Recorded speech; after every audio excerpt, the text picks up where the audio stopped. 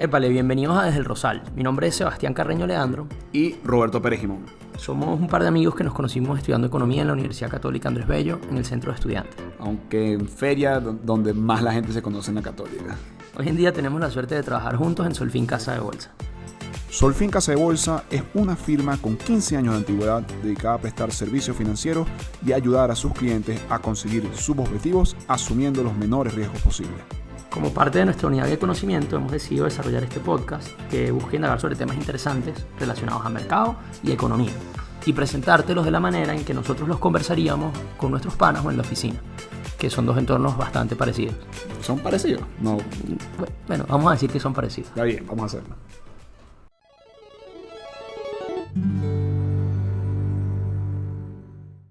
La economía venezolana, medida en términos de Producto Interno Bruto per cápita, está hoy a niveles de 1950.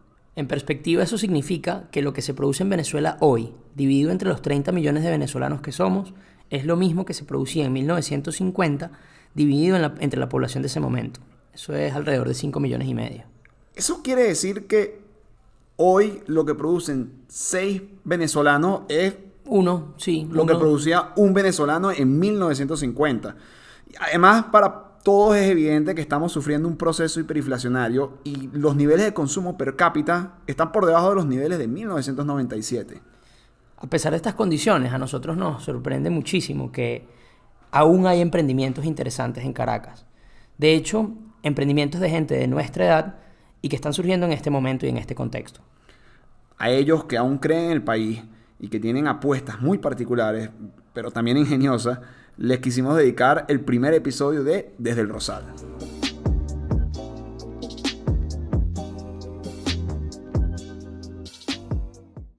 Decidimos invitar al episodio a dos emprendimientos de dos rubros completamente distintos.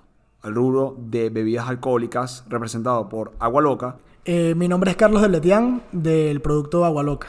Y el rubro de textiles, representado por Cerro. Mi nombre es Gustavo Oliviero, soy fundador de Cerro, una marca de ropa para deportes al aire libre. Y yo soy Clementina Benatuil, estoy estudiando diseño de moda y también trabajo en Cerro y soy cofundadora del taller Al Hilo.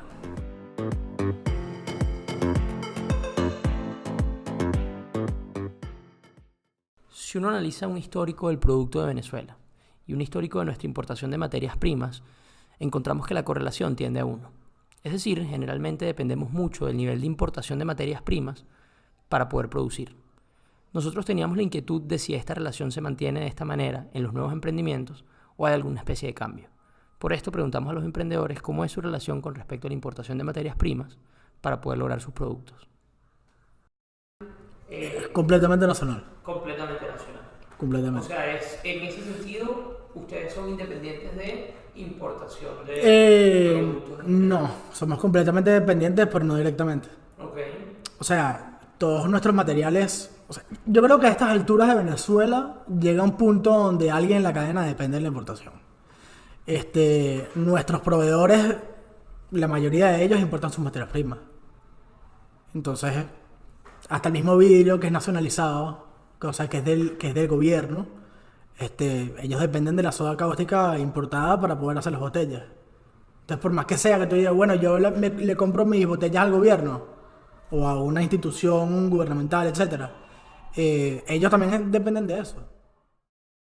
no, lamentablemente eso no sucede con Cerro porque la materia prima en términos textiles en Venezuela es inexistente. O sea, es una calidad con la que uno no puede contar si quiere hacer productos de calidad para deportes al aire libre, que es nuestro enfoque. Nuestras telas nos las traemos de Colombia, tenemos proveedores en Perú, estamos ahorita haciendo contacto con un proveedor en Estados Unidos. Estamos trabajando con materias primas internacionales y nosotros lo que hacemos es diseñar y confeccionar todo en Venezuela. Eso sí lo hacemos 100% nosotros aquí nacionalmente. También pasa que si hay alguna tela nacional, igual la materia, o sea, los hilos no los hacen aquí. O sea, aquí la industria de la tela no está desarrollada desde el algodón, desde hacer la fibra del algodón para llegar al hilo.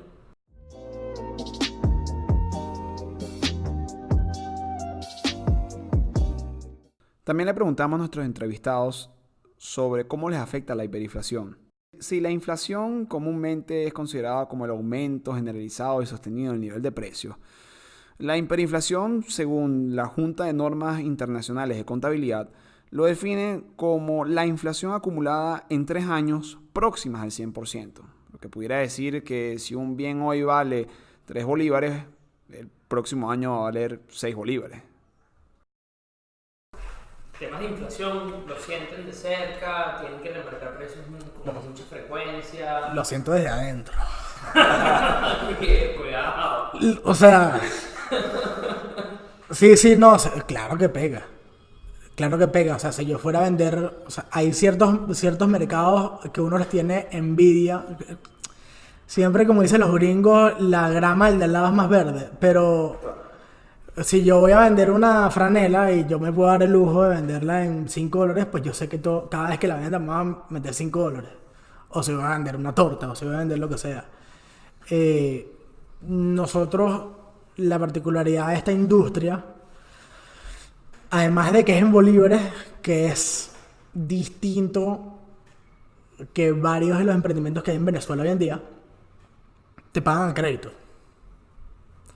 Entonces, sin duda que cuando tú ves que los numeritos empiezan a subir, cual sea tu indicador de la evaluación, pues te empieza a entrar de todo, ¿no?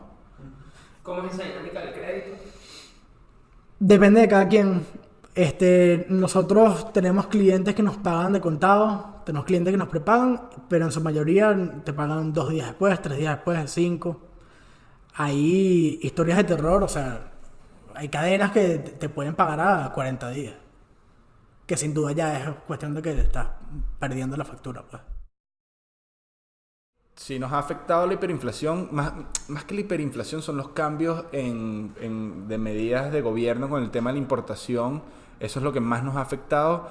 Pero el tema de la hiperinflación, o sea, el gap que había antes, o sea, el valor que tenían los dólares antes versus lo que tienen ahorita, es muy distinto. Entonces, como toda nuestra materia prima es importada, esos precios se han mantenido estables, nuestros costos se han mantenido estables, pero nuestros gastos, por ejemplo, en nómina, en alquiler, pago de servicios, etcétera, hemos tenido que irlo aumentando, a pesar de que han estado dolarizados desde el día número 1, pero han ido aumentando porque ya lo que eran $20, que fue el sueldo inicial del primer empleado de Cerro, eran $20, y esa persona, o sea, cuando esa persona empezó a trabajar en Cerro, ganaba $20 porque nosotros le duplicamos el sueldo y se lo dolarizamos. Evidentemente, a los 3 meses ya esos $20 no servían para nada y tuvimos que ir aumentando los sueldos. Y bueno, de esa forma nos ha afectado. Pero en términos de costo del producto como tal, lo que más nos afectó fue el tema del DICOM. Antes las importaciones eran a DICOM. Eso era el pago que tú hacías aquí en aranceles, era, o sea, ínfimo, no tenías ni siquiera que tomarlo en cuenta a la hora de sacar tus costos, pero hoy en día se paga a tasa dólar libre, ya ni siquiera sé, o sea, yo creo que el DICOM ya desapareció, el punto es que se paga a dólar libre y eso ha triplicado, o sea, el costo, no vamos a decir triplicado porque no es la realidad, pero ha aumentado muchísimo nuestros costos de importación de materia prima, de telas.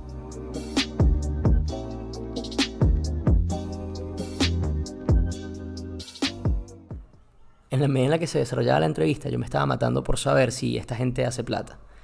Y nada, le preguntamos a nuestros entrevistados qué tal era la capacidad de ahorro de ellos y de sus empresas.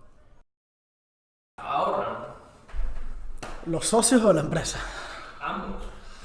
No, la empresa, o sea, sin duda que si no fuera rentable la venta del litro, no la seguiríamos vendiendo, ¿no? O sea, en términos de tu estructura de costo, sin duda le tienes que poder ganar 1% al producto, pues si no, no vale la pena. Y bueno, ¿cuánto porcentaje está dispuesto a ganarle para que valga la pena? Bueno, eso ya depende de cada empresa. Pero sin duda que el producto es rentable, como tal. Pero como cualquier emprendimiento, al principio tu bolsillo sufre y todo lo que entra tienes que reinvertirlo si quieres seguir creciendo o si quieres mantener la operación. Entonces, por eso que te he preguntado, los socios están quebrados, pero la empresa está creciendo, pues gracias a Dios. en principio por faltas de conocimientos. Nosotros hemos tenido muchísimas fallas a nivel financiero y a nivel administrativo porque somos unos ñeros, literalmente. O sea, faltas de conocimiento. Y bueno, actualmente ya estamos mucho mejor organizados. Tenemos una proyección. Esa proyección está basada en un histórico de ventas que hemos tenido. En base a esa proyección tenemos bien calculado todos nuestros costos, nuestros gastos, etcétera, y sabemos ya si todo sale bien y todo sale acorde a la proyección, que es chévere porque tienes unas metas que cumplir. Entonces, bueno, si tú cumples tus metas, la verdad es que sí existe la capacidad de hacer dinero y de ahorrar uno personalmente también, la empresa, de ser una empresa rentable. O sea, de verdad que sí existe esa oportunidad en el modelo de negocio que estamos manejando actualmente, pero requiere bastante esfuerzo, pues.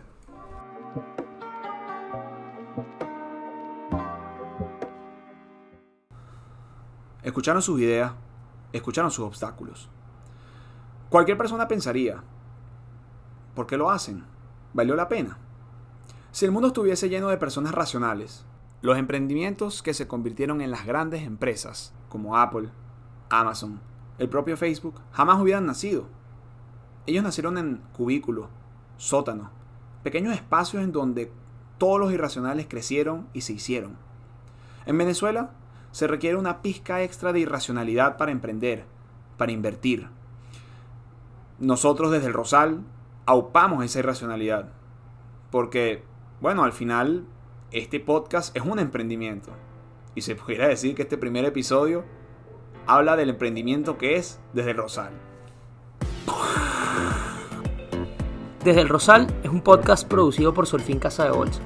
Nuestro director, Humberto Becerra. Y los hosts, Roberto Pérez Jimón y yo, Sebastián Carreño Leandro. Esperamos que nos sigas escuchando y si quieres encontrarnos, ya sabes que estamos en el Rosal.